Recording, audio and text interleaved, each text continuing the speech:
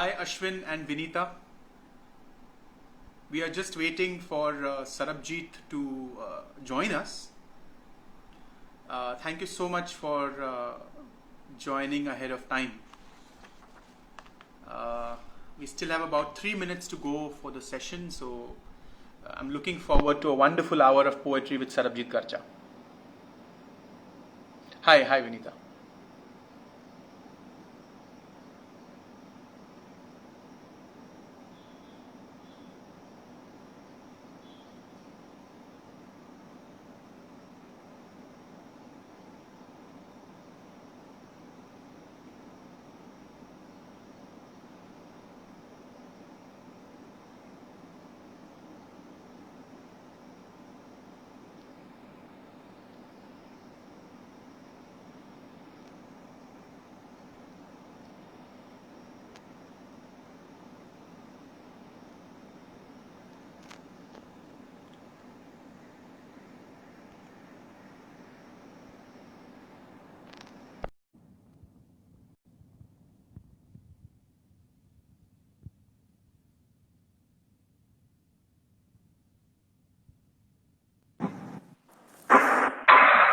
Hi Sarabjeet.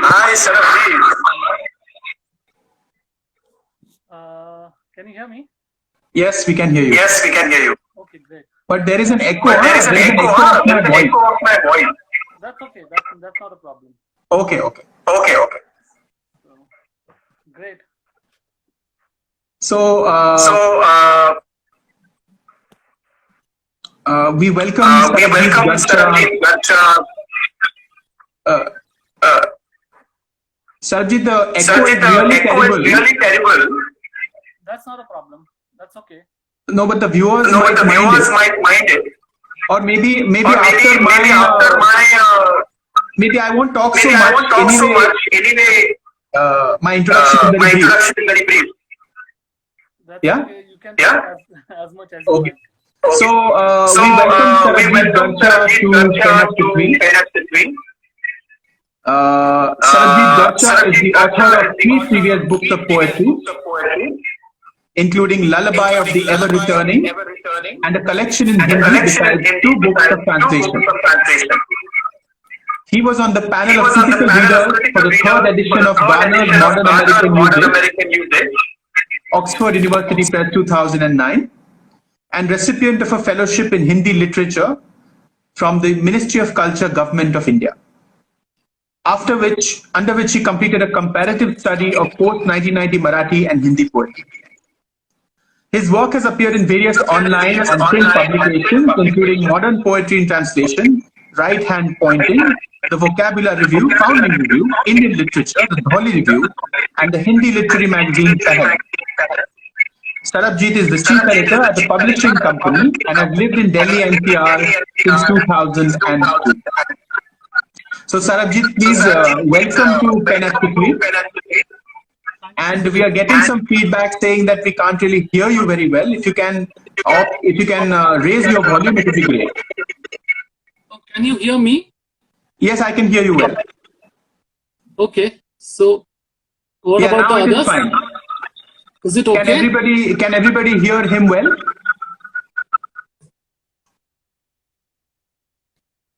Dear audience members, can you hear Sarabjeet well? Okay, I guess that's fine. What I really wanted to, what I'm very enthusiastic about asking you right now is what are you going to read for us this evening? Maybe I'll start with some previous work that I've written and some new poems, followed by my work in Hindi. And then maybe a few translations that I have done and that I am still doing. That sounds wonderful. Great. So without any further ado, let's begin this evening. And over to you, Sarabjeet. The stage is yours. Thank you, Suhit. Thank you, PEN Prithvi and Ranjit Hoskote, Vinita. Thank you very much for the invitation. It's a pleasure to be here. I'll be starting with my previous book, that is Lullaby of the Ever Returning. This was published by Poetry Wala. So maybe I'll read one poem from this book. The poem is titled Transmissions. I just hope you can hear me clearly. Yes. All right. Transmissions. If desire is the crude rock that makes life sculpturesque, I'll someday find peace in the arbor where dreams dim away. Wing beats may ruffle the cotton wool of white clouds, but the ache to break free will yo-yo between sky and earth. The fire of the mirror's vagaries, a truthful smile is but gratitude undeflected by the fervor of genuflection. To new age fire altars, I'm learning to offer my soul wrapped in a green leaf. So the interior woodland's tactile tail swishes like a rumor in the rushes, pauses like a fledgling in the trees. Wow. I'll read a couple of poems from my latest book, A Clock in the Far Past.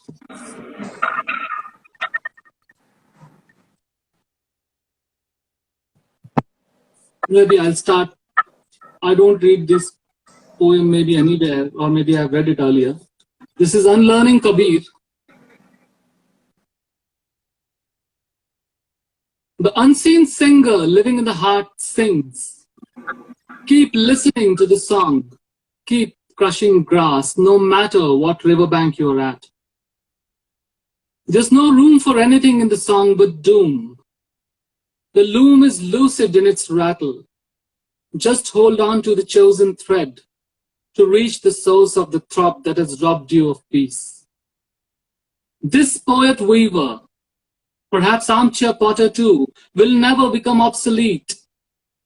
A clod of earth in his fingers will always be an entrancing weapon threatening to mash the mundane with a decisiveness impossible to undo. Aiming for your heart, he will hurl the maxim-hewn mud ball at you as your outstretched arm flashes a denying palm, less of a shield, more of a shatterer that multiplies the airborne blob into a quick spatter of muck beads, adorning the face. Then it's up to you. See if sifting through the glossary of burial rites, you are ready to be wooed into giving up on your accrued sum of infinitesimals this easily. It's not just the great in the words that will get you, but also the voice they bear.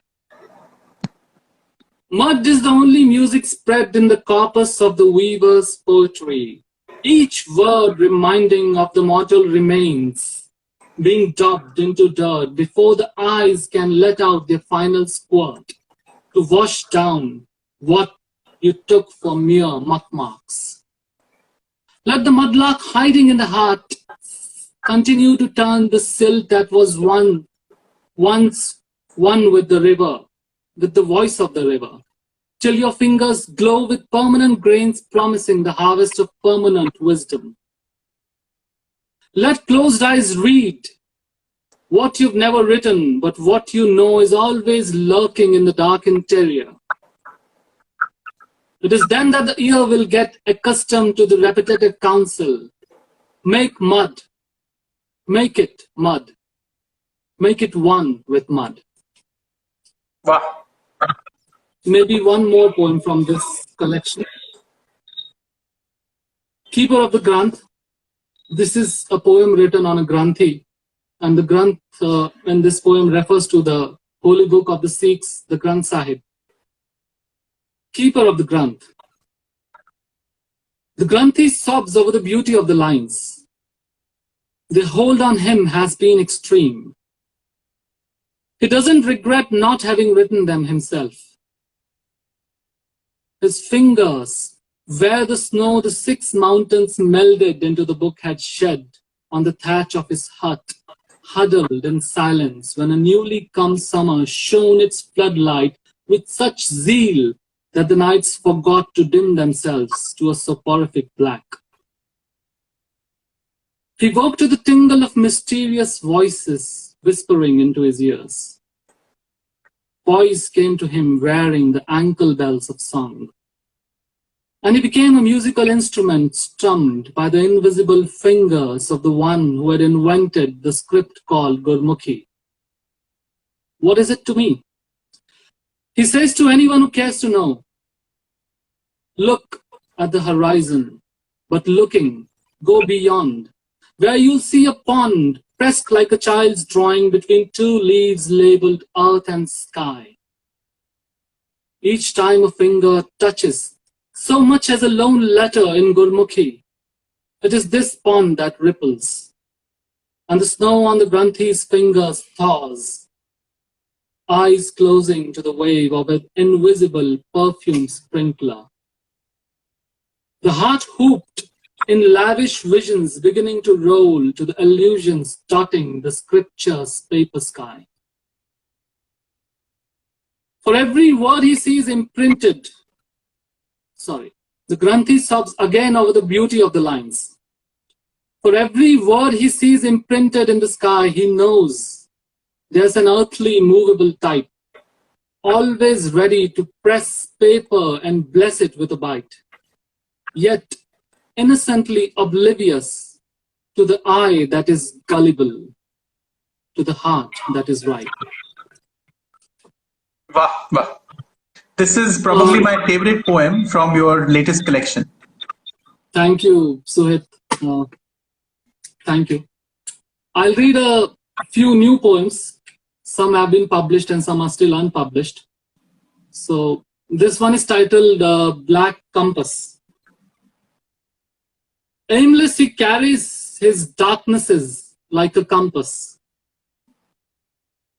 Carries the home darkness living inside a locked flat in an abandoned building.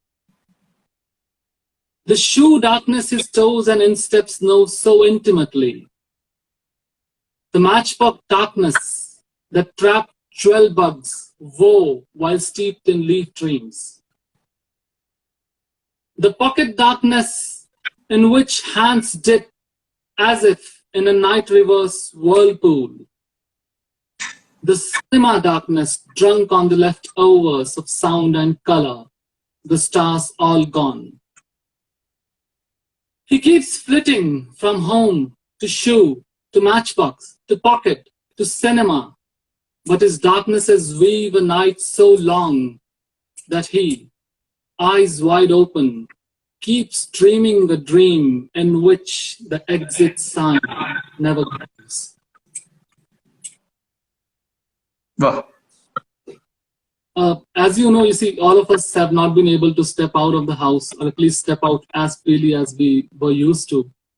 So this is something we understand as adults, you see, but children can't really understand it. So you see, when they ask me, why can't we go out? What is the reason? You see, I can't tell them what a virus is. So this is a poem I wrote for my twins, who will soon turn 5. So this poem is titled Spell. Only the indoors of the children's books could see spring this time. The outdoors is under the spell of a shadow. Open any page, you'll find at least one leaf that can make that you can make into a raft and float in rivers rendered pristine. Or you can use it as a flying carpet and vanish into the closed sky of the book. Just by touching, you can send a shiver down the tree that became this book's paper. The place where that saintly tree stands exists even today. Don't move your finger on paper like the woodcutter must have moved over his axe blade. Move it exactly like his daughter, sitting in a hut on a hill, must have moved hers to pat her doll's hair, having lifted the veil. The girl must have said, "Look at you. That's my little beauty, but mind you, come what may, you've got to stay close to me at all times. Dad says the outdoors is under the spell of a shadow. Only the children's books could see spring this time." Wow, wow, wow. Thank you. So this is another poem titled Unending. I originally, of course, wrote it in English, and it was later translated into Hindi and published in a magazine called Pehel. So this is titled Unending. It's hard to know how tiny the room must have been. The room in which only one man could lie down on a night the town was dangerously close to being drowned in rain. It's hard to know what a knock on the door meant. The door opened, and soon there was only enough room for two to sit. The rain writing its unending story outside. Another knock, and there were three standing shoulder to shoulder, faces to the wall facing the street. The story doesn't say anything about a window allowing light in, or a bulb hanging from the roof, or a kerosene lamp fashioned from an ink bottle with a wick thrust through a hole in the top. The story also doesn't say anything about a third knock announcing the arrival of a fourth man. Had there been another seeker, we know what would have happened. The first one to open the door would have stepped outside, letting the other two sleep while standing, letting the latest guest cross the threshold and enter the new room that the two had just built with eyes shut. A room so wide that the whole town slept under its roof, the rain writing its unending story outside. Beautiful, beautiful. Thank you, Sohit. This is a poem I wrote on Nanak. This is the first poem I ever wrote on Nanak, in fact. So maybe I'm steeped in his work. That's the reason, you see, when you see him in visions. So I had this vision of Nanak being driven out of a village, and you see, he and Mardana are spending the night somewhere outside. So this is called Stop Over. Nanak in the ruins outside a village. The word come is dearer to him than go. So instead of go Mardana, he says, come Mardana, make yourself at home. The night a wordless companion, they both take in Sikera's song, a music much louder than the walls gnawed off by that beast known as time. Give the rabab a rest, he hears Nanak say. Mardana nestles the instrument into what must have been an alcove for toy, bangle, turban, and diya alike. A fallen roof beam for a pillow, the dirt floor for a bed, and the still air for a blanket was much more than the pupils found by a whole village could have asked for. He tries, but can't take his eyes off the cold mud stove in the corner. His lips remember the taste of a river. His hands, the clasp of the master who can let go of the whole world, but never of those who choose to rise. His only wish tonight is to find a ruse to forgive, a means to fill his eyes with the sleep of the Guru, to see that which never sleeps. His ears awake to the one voice repeating, come, Mardana, dream time's over, arise. Beautiful, Maybe, beautiful. thanks. I'll read a few Hindi poems. I don't have their translations, so I just hope it's okay to read in Hindi. Is Absolutely. it okay? Absolutely, absolutely. We would love to hear your work in Hindi. All right, thank you. So this one is titled Nishani.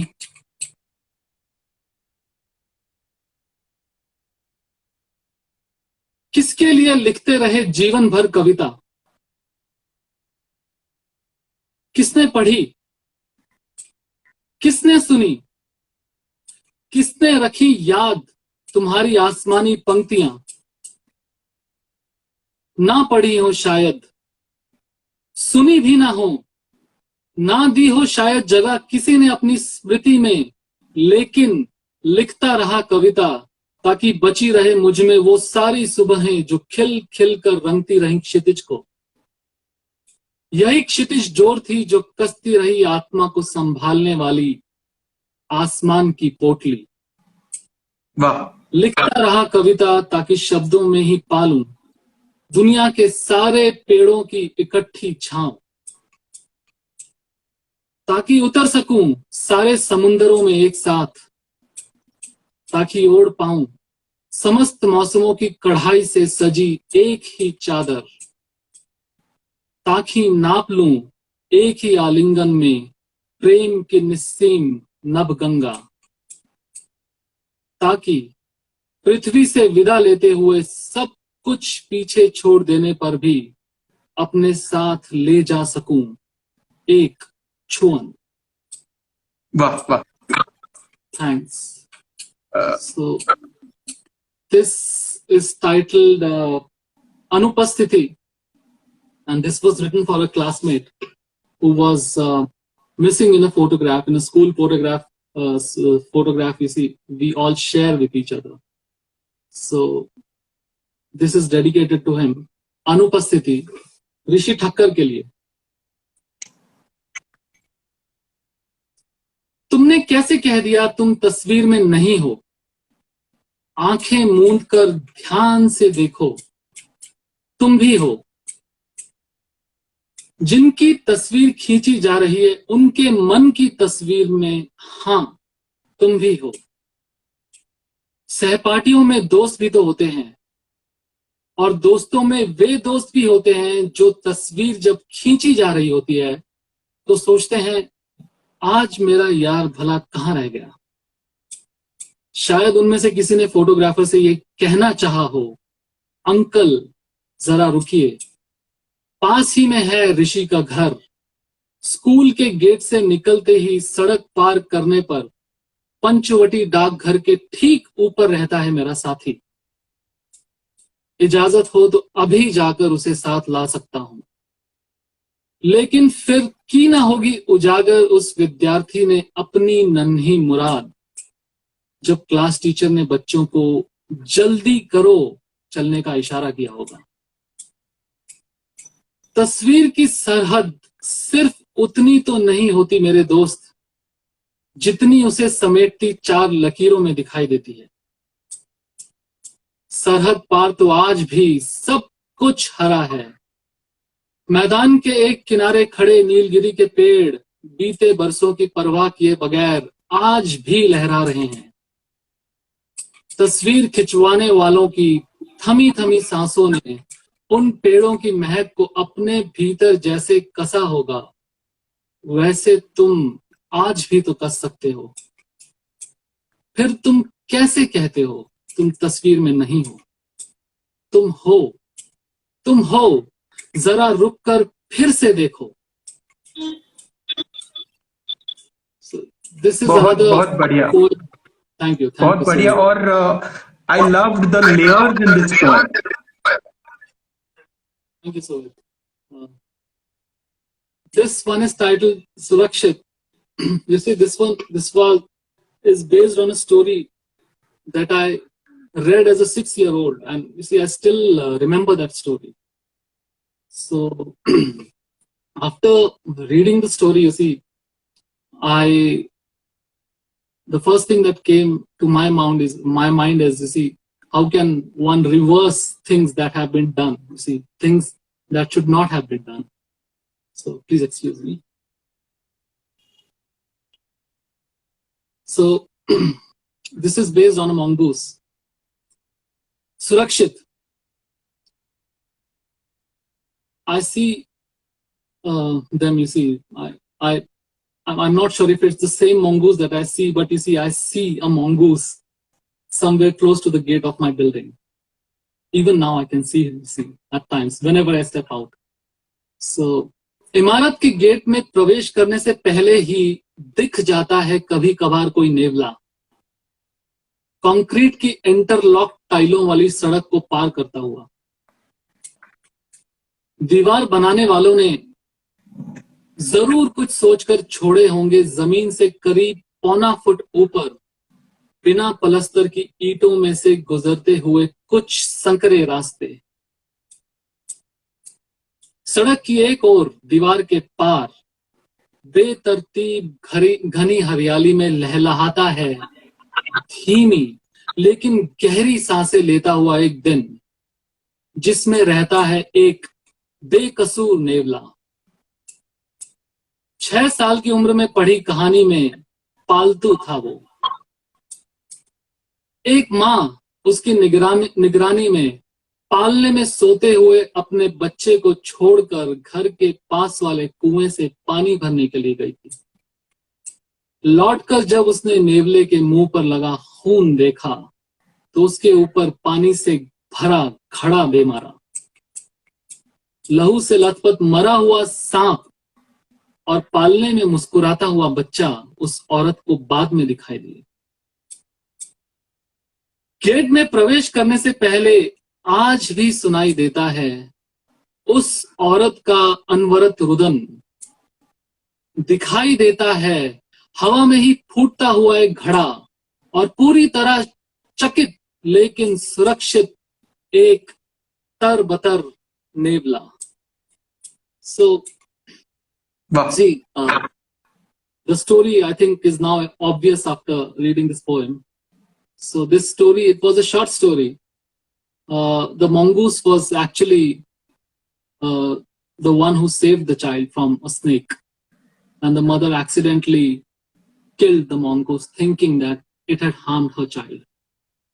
So today is Saturday, and we all love Saturdays, especially Saturday afternoons. So this poem is titled शनिवार की दोपहर। बाकी दिनों के मुकाबले शनिवार की दोपहर लंबी होती है। तुम इसे यूं ही ना बिता देना, चाहे खुद चले आना, चाहे मुझे बुला लेना। चाहे गर्मी सोख ले सड़कों की चहल पहल, तुम ना घुटने देना इस लंबे पहर का दम। मत होने देना पलकों को उनींदा या बातों की नरमी को कम। अगर डुलकने लगे मेरी गर्दन, थम जाना जरा सा, बीच बीच में चाय पिलाते रहना। मोड़ लूं अगर मैं बातों का रुख कुछ इस तरह कि मेरा चेहरा मेरा ना लगे, तो अचानक याद दिला देना वेताल की विक्रम को सुनाई कोई कहानी या जंगलों में घटी कोई परी कथा। लेकिन किसी भी तरह मुझे हर कुरूपता से बचा लेना, चाहे खुद चले आना, चाहे मुझे लिवा लेना। शनिवार की दोपहर बहुत लंबी होती है। वाह। This is the latest poem. It's not been published. Maybe I think it was finished only last week. It is titled शाश्वत, which is eternal. चले जाने के बाद भी यहीं रहूंगा, घर में नहीं तो सड़क पर मिलूंगा। पानी ही नहीं हवा में भी घूमूंगा, कभी बहूंगा, कभी बरसूंगा, कभी उगूंगा, कभी गिरूंगा, कभी कटूंगा, कभी जलूंगा, कभी बिछूंगा, कभी बिखरूंगा, लेकिन ना भूलूंगा ना भागूंगा। कहीं से भी मारो निशाने पर रहूंगा, सुनोगे नहीं फिर भी यही कहूंगा, यहीं रहूंगा, यहीं मिलूंगा, नहीं सहूंगा, नहीं बदलूंगा, तुम हथियार बदलते रहना। वाह। एक नोटिस किया है मैंने आपकी कविताओं के बारे में जी कि आपकी कविताएं तो मुझे अच्छी लगती हैं ही, और उनकी जो फाइनल लाइन है, those are especially, they carry a special punch, a special poignancy. Thank you sir. I'm glad you like the poems. Yeah. So this one is titled एक महीना।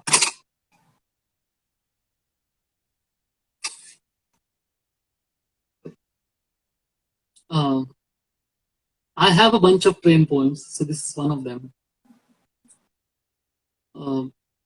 My favorite poet, if you ask me, who's written lovely train poems, is Sean O'Brien, and he has a book titled Ghost Train. Maybe you can check out that book. This is titled एक महीना। Train में चढ़ते ही मन करता है किसी बहुत उजली सुबह एक अनाम स्टेशन पर उतरूं और बिना जगह का नाम जाने वहां पूरा एक महीना रुको। एक ऐसा छोटा सा शहर हो जहां किसी भी दुकान पर शहर का नाम ना लिखा हो,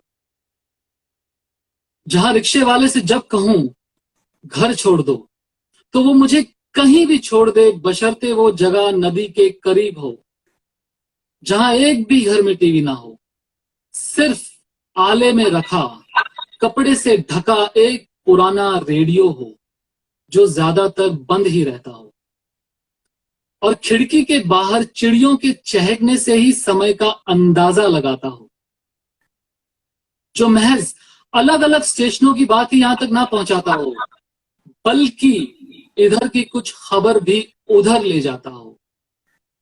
एक ऐसा रेडियो जिसे ऑन करते ही सिर्फ यही सुनने को मिलता हो कि दुनिया के हर शहर का हर बाशिंदा रात में ट्रेन में चढ़कर अगले दिन की सुबह, अगले दिन की बहुत उजली सुबह एक अनाम स्टेशन पर उतरने के बाद और बिना जगह का नाम जाने वहां पूरा एक महीना रहने का अपना सपना साकार कर रहा है।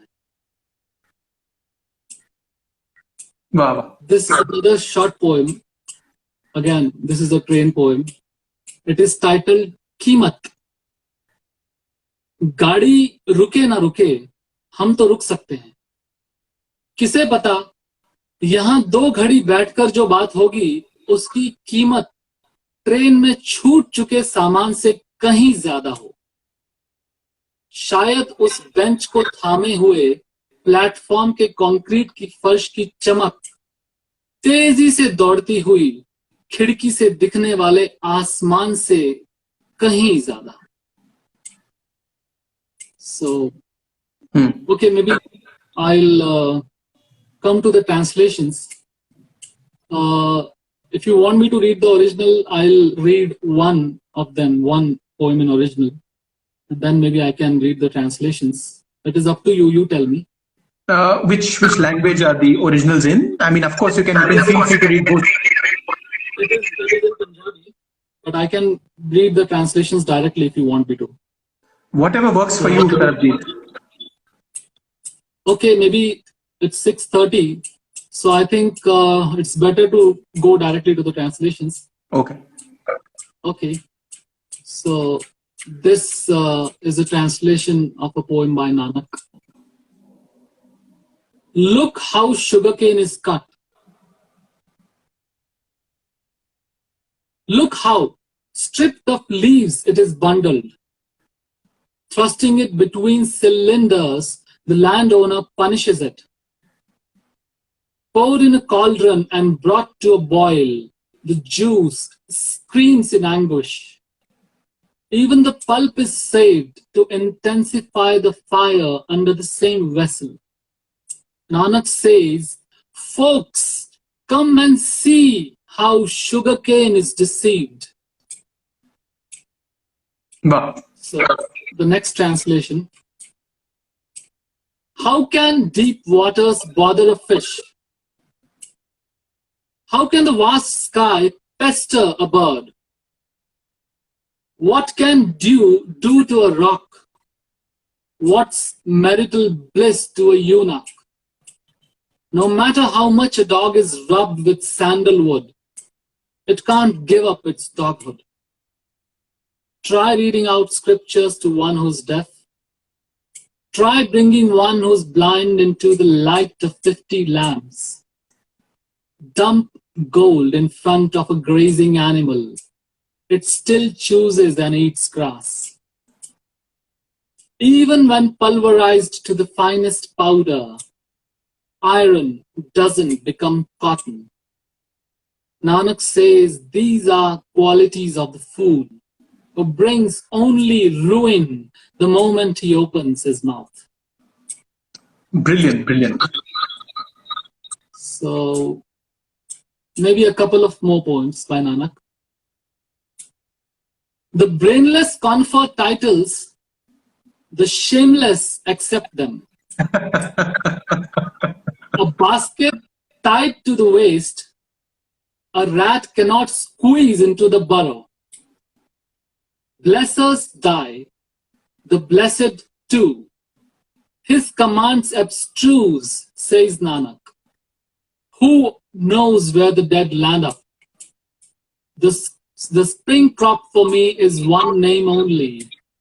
So too what comes to me in autumn. Ending up at his door, I made the Lord write a decree absolving me.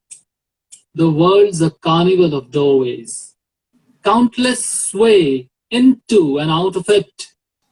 Countless keep begging till they go extinct. Wow, wow. So maybe a couple of more poems.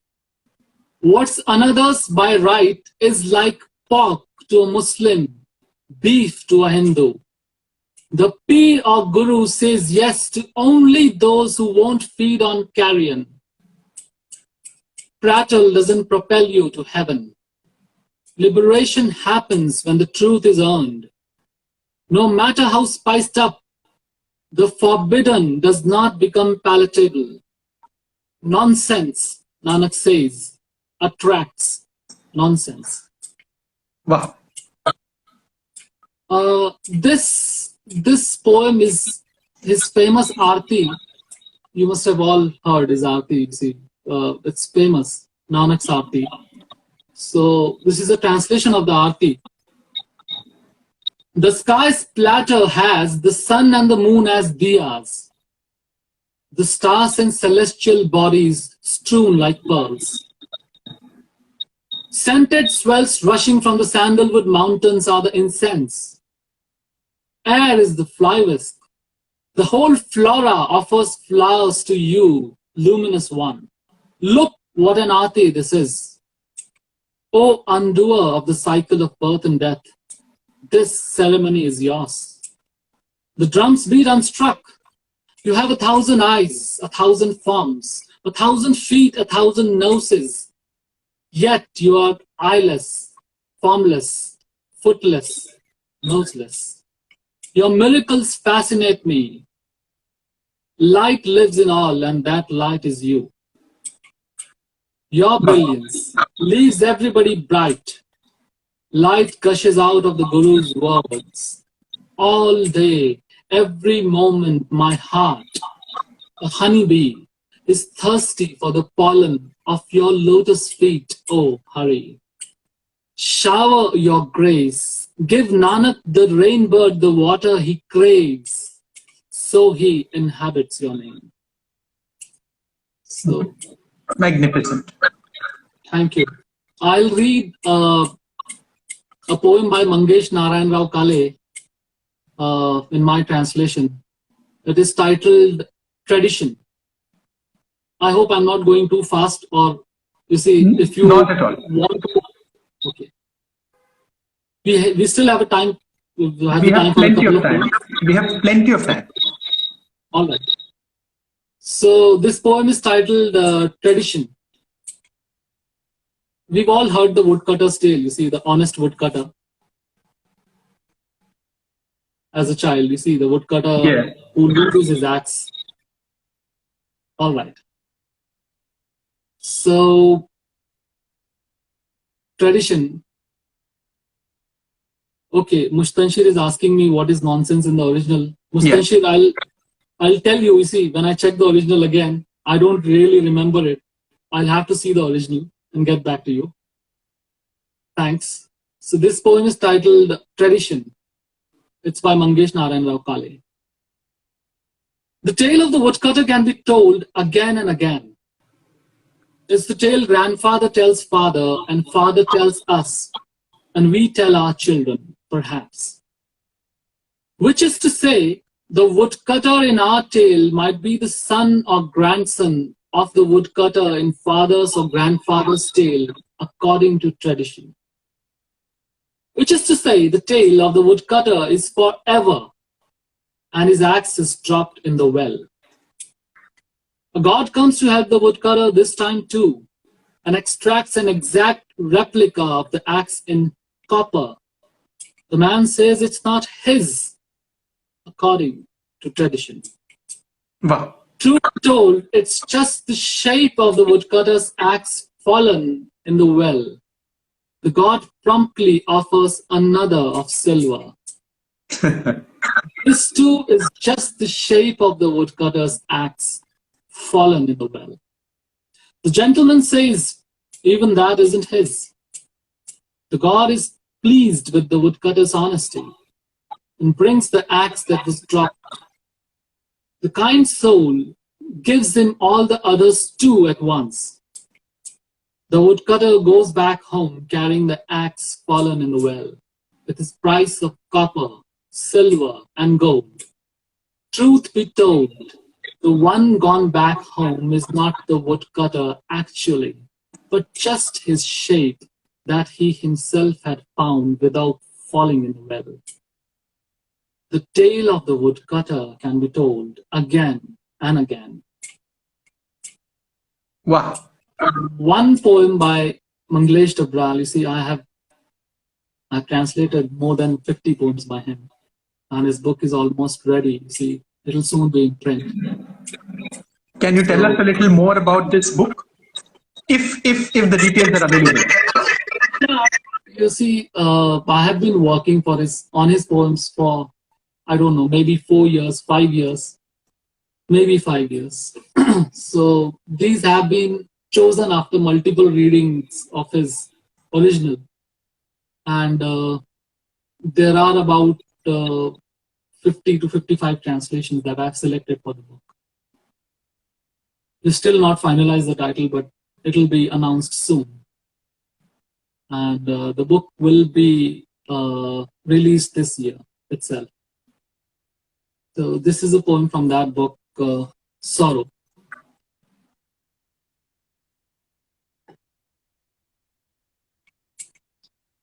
I wear those words that the coachman in the Chekhov story had said to his horse. I am sorrow. Late at night, I come back slowly. I have memories of joy inside me. I am made of the salt of tears collected in kitchens. Leaving home and hearth, people wander endlessly in a strange world. In exchange for food, they change their names and beliefs. I tail them, carrying a bundle on my head, clutching garments.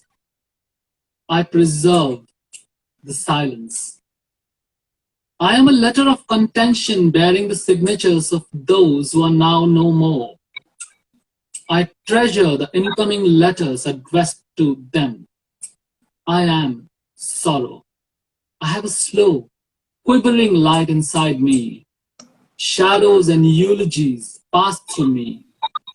So too garlands of flowers and sentences of sympathy, in which hard times are mentioned and hope is expressed for the coming days. Wow. Maybe for a change, I'll read a poem by Ranjit Hoskote, translated into Hindi by me. Wow. If you allow me, of course. Oh, of course, please. The stage is yours. Thank you. This poem is titled Ravangiyon ke Bagiche Mein by Ranjit Hoskote. मैंने हुस्न की बात की, उसने दर्द की। बादलों से दमकता हुआ पावस आसमान हमारे इर्द गिर्द बरसात की छुरियां बरसाने लगा। बदलती हुई हवा ने पंछियों का झुंड उड़ाया और बाग का फाटक अपने कब्जों से आजाद हो गया। जब मैंने पूछा, क्या तुम मेरी नहीं, तो वो मेरी आस्तीन नोचने लगी। उसकी उजली आंखें तनी हुई थी। जब हम टूटे हुए पुल पर सांस लेने को रुके, तो फाटक ने मौका देखते ही हाथ बांध लिए और हमें चले जाने का इशारा किया। सड़क एक उतावले भंवर में तब्दील हो चुकी थी। गति या फिर आखिरी पंक्ति के लिए पुकार रही थी। उसने कहा, तुम काफका नहीं हो, इसलिए उठो और जाओ। हमने मोर की आवाज को पीछे छोड़ दिया, उस संगीत की तरह जो स्वर लिपि में कभी पढ़ा नहीं जाता। So Wow. that's all that I had for today. Wonderful, wonderful. Absolutely magnificent collection and performance, really. Thank you very much, Sohaib. I had a question for you, actually, Sarabjeet. Sure. You write in multiple languages, you translate from multiple languages. I actually write in two languages. Mostly I write in English and sometimes in Hindi. So how does this hybrid practice inform your work? How does it contribute to the richness and depth of your work, according to you? You see, reading in multiple languages definitely affects not just your language registers, but also your sensibilities. There are some sensibilities which are specific to some languages. For instance, there's a certain music to Punjabi, and great poets use that very well. So my favorite poet who uses it like a master is Amarjeet Chandan. And there are others like Ajmer Rude, Bhaktej Bharti, who are master poets. Marathi uses it in a different way. Hindi poets use it in a very different way. You see, so when you get the sense of this rhythm, you imbibe it somehow when you are translating, and that translates into your own work. So I think translation is an important practice for poets. I've had a long discussion on this with Ranjit Hoskote too, and he too believes it. And if you look at the work of previous poets, you see, they've all believed in translating the work of others. Yes. So, yeah, and there are times when you feel, you see, some poem is just not translatable, or you are not equipped to translate it, or you don't want to translate it. Maybe someone like Arun Kolatkar knew it best, and others like Dilip Chitre. You see, you will find many poems by him that were written in Marathi but not translated into English. He had a good selection, as is where is, but I don't think he had translated all his Marathi poems into English. He did not do it. So that happens with poets. That happens with novelists too. For example, Bhisham Sahni started translating his work only during the later years. But before that, he had been translated by others, like Jai Ratan. So if you read Tamas in Hindi and you read Tamas in English, you see, both are beautiful. But you'll find something different in both of them, something to take home, something you'll not find in the original, but you'll find in the translation. Or maybe there's something in the translation that you'll not find in the original. So things are not always lost in translation. I've said that earlier, but they are also gained in translation.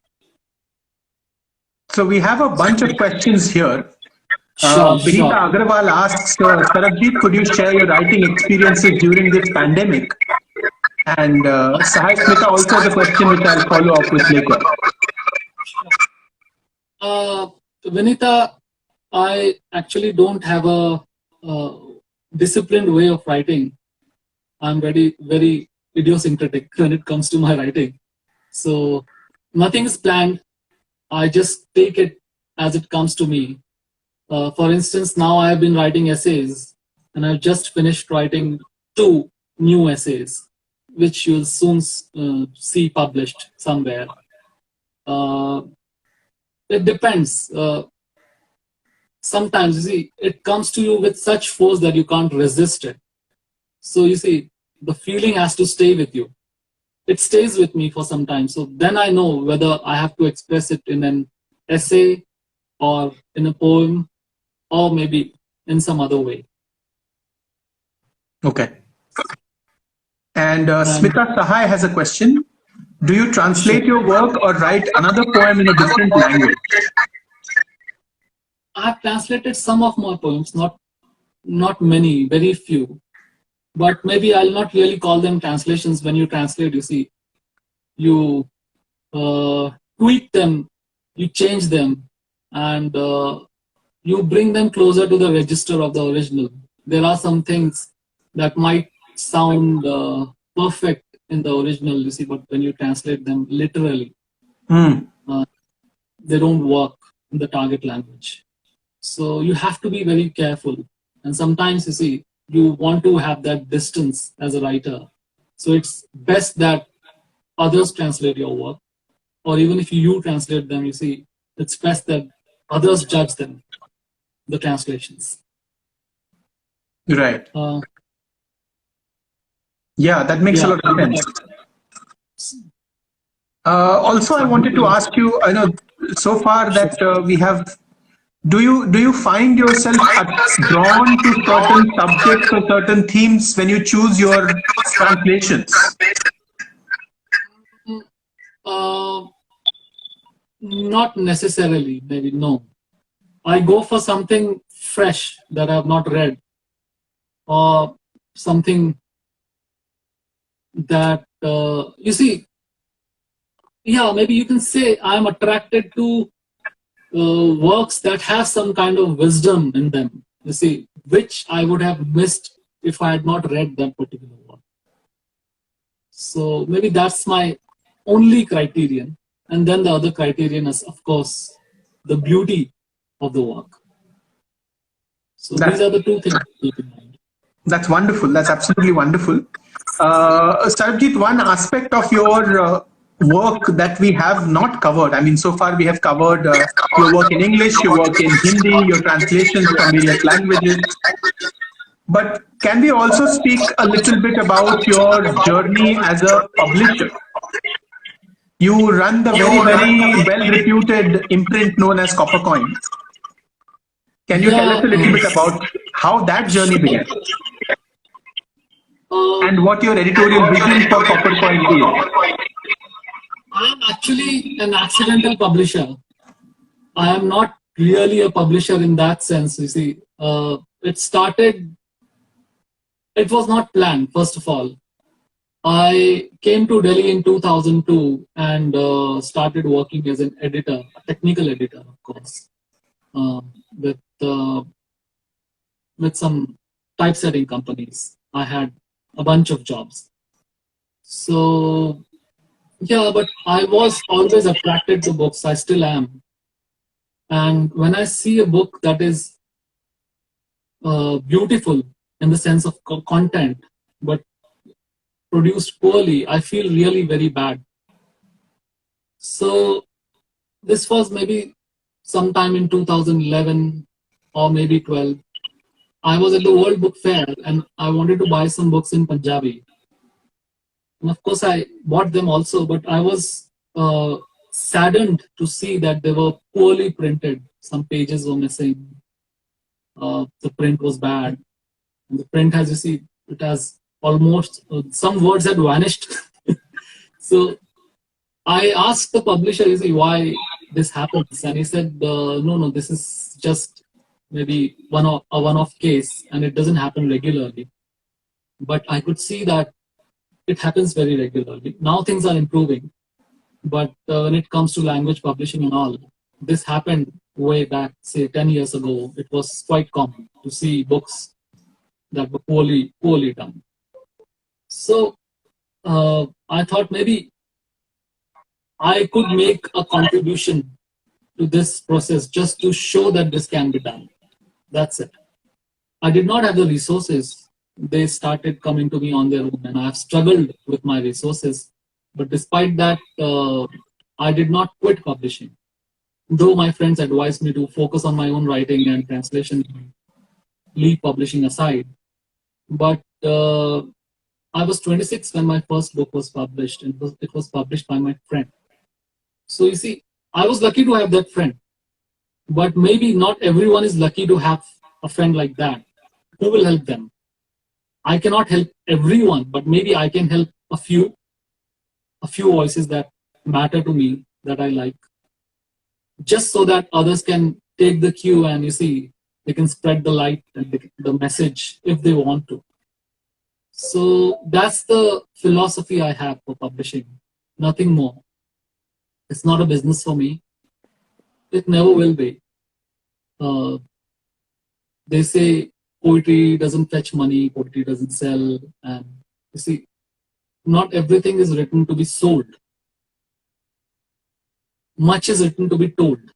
Wow. So, you see, you have to bring the voice across. You'll still find poetry lovers spread all over India. You have to reach them. You see, they are looking for you. You have to look for them too. You will meet. Eventually, both of you will meet. It's a matter of time. You see, we should not despair over the fact that poetry books don't sell. No, this is wrong. If you want to compare the numbers with the best-selling novels, so-called novels, it's not the right criterion.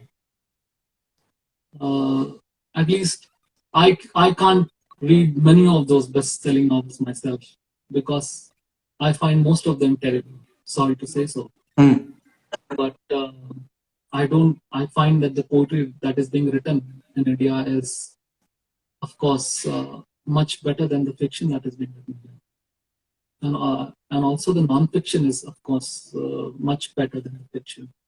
So maybe that is my view, but I can quote others who have shared this view. But we have to make our contribution. And I come from a Sikh family. We have this concept of seva. So they serve people in any way they can. Say, maybe they do it through contributions. Even during the pandemic, you see the langar being passed on to lakhs of families in Delhi. Right. So, Sarabjeet, I just got a notification from Instagram saying that this session is about to come to an end. Great. So, thank you so much for joining us. Thank you for inviting me, and thank you, Vinita,